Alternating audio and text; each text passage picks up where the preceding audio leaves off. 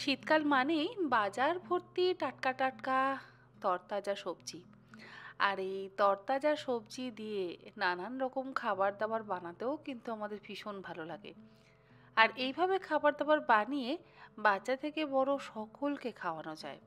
আজকে আমি আপনার সঙ্গে শেয়ার করব মেথি শাকের পরোটা। এখন তো বাজারে প্রচুর মেথি শাক পাওয়া যাচ্ছে। আমি 2 বান্ডিল মেথি শাক ছাড়িয়ে নিয়েছি, ছাড়িয়ে কিন্তু খুব ভালো করে ধুয়ে জলটাকে ঝরিয়ে নিয়েছি। দেখুন, এক ফোঁটাও জল কিন্তু শাকের মধ্যে নেই। এবারে প্রথমেই আমি শাকগুলো একটা বাটির মধ্যে নিয়ে নিলাম, তবে শাকগুলো একটু ছোট করে কেটে নিয়েছি, খুব বেশি ছোট করে কাটবার প্রয়োজন নেই। দিয়ে দিলাম এর মধ্যে 1.5 চা চামচ পরিমাণে লবণ, 1 চা চামচ দিচ্ছি জিরে গুঁড়ো, তার সাথে দিচ্ছি 1 চা চামচ ধনে গুঁড়ো। এবারে এই লবণ, জিরে গুঁড়ো আর ধনে গুঁড়ো দিয়ে শাকটাকে খুব ভালো করে মেখে নেব, যাতে শাকের থেকে জল বেরোয়। যদি প্রথমেই আটাটা দিতাম তাহলে কি হতো, জলটা বেরোতে একটু সময় লাগে। আর লবণ দিয়ে যদি এইভাবে একটু চটকে মেখে নেওয়া হয় না, তাহলে শাকটাও তাড়াতাড়ি নরম হয়ে যায় এবং শাকের থেকে জলটাও বেরোয়।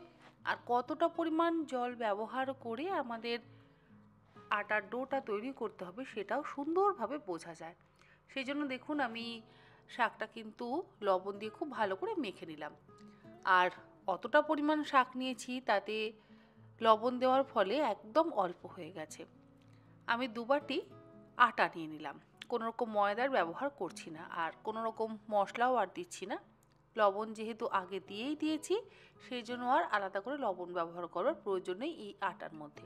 তেলেরও ব্যবহার করছি না। প্রথমেই আটা আর শাক একসাথে ভালো করে মিশিয়ে নিচ্ছি, যাতে জলটা আমাদের খুব ভালোভাবে বোঝা যায়। শুকনো শুকনো করে একদম আটা দিয়ে শাকটাকে মেখে নেব। এরপরে অল্প অল্প পরিমাণে জল দিয়ে আমরা ডোটাকে তৈরি করে নেব। আর জলটা খুব অল্পই ব্যবহার করতে হবে। জল যদি বেশি ব্যবহার হয়ে যায় তাহলে পরে আবার এক্সট্রা আটা অ্যাড করতে হবে। তাই অল্প অল্প পরিমাণে জল দিয়ে ডোটাকে তৈরি করে নেবেন। শেষে দেখবেন বেশ একটু গুঁড়ো আটা কিন্তু পড়ে থাকবে, মনে হবে যে আরেকটু জল হয়তো লাগতে পারে, কিন্তু সেই সময় তো জলের ব্যবহার করবেন না। ওই যে গুঁড়ো আটাটা রয়ে গেছে না, সেটা দিয়ে ডোটাকে শক্ত করে মাখবেন, কারণ লবণ আছে শাকের থেকে, জল কিন্তু ক্রমশই ছাড়বে। সেই জন্য যে শুকনো আটার গুঁড়োটা রয়ে যাবে সেটা দিয়ে একদম ঠেসে ঠেসে ভালো করে মেখে নেবেন। আমিও ঠিক ওই রকমভাবেই মেখে নিয়েছি। আর সব শেষে হাতের মধ্যে নেব অল্প একটু ঘি, ওই 1/2 চা চামচ পরিমাণ ঘিটা দিয়ে এবারে গায়ে ভালো করে মিশিয়ে নিচ্ছি। এই কারণেই কিন্তু আমি কোনো রকম তেলের ব্যবহার শুরুতে করিনি বা কোনো রকম ময়ানের ব্যবহার করিনি। একদম ঘি দিয়ে আমরা ডোটাকে ভালো করে ঠেসে নিলাম। আর ঠেসে নিয়ে রেস্টে রাখবার কোনোই প্রয়োজন নেই। এর থেকে আমি বড় বড় সাইজের 6টা লেচি কেটে নিলাম। 2 বাটি আটা দিয়ে আমার 6টা মেথি পরোটা কিন্তু সুন্দরভাবে হয়ে যাবে। যদি আপনারা আরেকটু বেশি পরিমাণে বানাতে চান মেথির পরোটা, তাহলে আরেক বান্ডিল মেথি শাক ব্যবহার করতেই পারেন। মানে ওই 8টা থেকে 9টা মেথি পরোটা বানাবার জন্য আমাদের 3 বান্ডিল মেথি শাকের কিন্তু প্রয়োজন পড়বে। আর এতে মেথি পরোটা এক ফোঁটাও তেতো হবে না।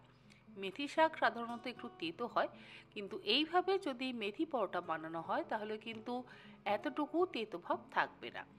এবারে অল্প অল্প পরিমাণে গুঁড়ো আটা ছড়িয়ে আমি পরোটাটা বেলে নিচ্ছি। আর আজকের এই মেথি পরোটাটা আমি 3 কোনা করে করছি, যেরকমভাবে আমরা 3 কোনা পরোটা করি না, ঠিক সেই রকমভাবেই করছি। আর এর মধ্যে আমি জোয়ানটা দিইনি, আপনারা চাইলে একটু জোয়ানের ব্যবহার করতে পারেন।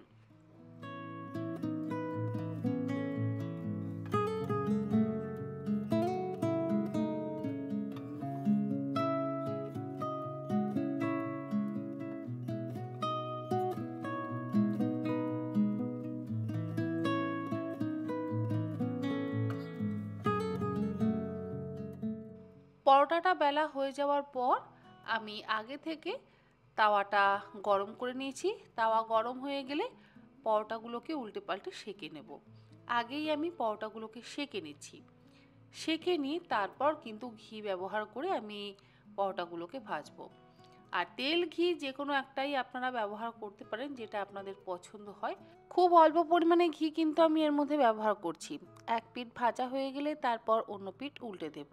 আর এই যে ওপরের পিঠে ঘিটা রয়ে গেল, এর ওপরে আমি আরও একটা এক্সট্রা পরোটা দিয়ে দেব।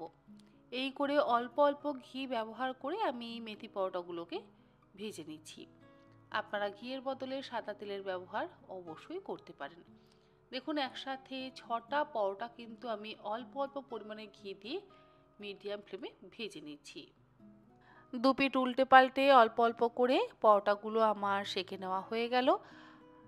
এই রকমভাবে আপনারাও বাড়িতে মেথি পরোটা বানান, দেখবেন খেতে অসম্ভব ভালো লাগবে আর কোনো রকম তেতো ভাব একেবারেই হবে না। আমি আমের আচার আর গ্রিন চাটনির সাথে আজকে পরোটাটা সার্ভ করছি।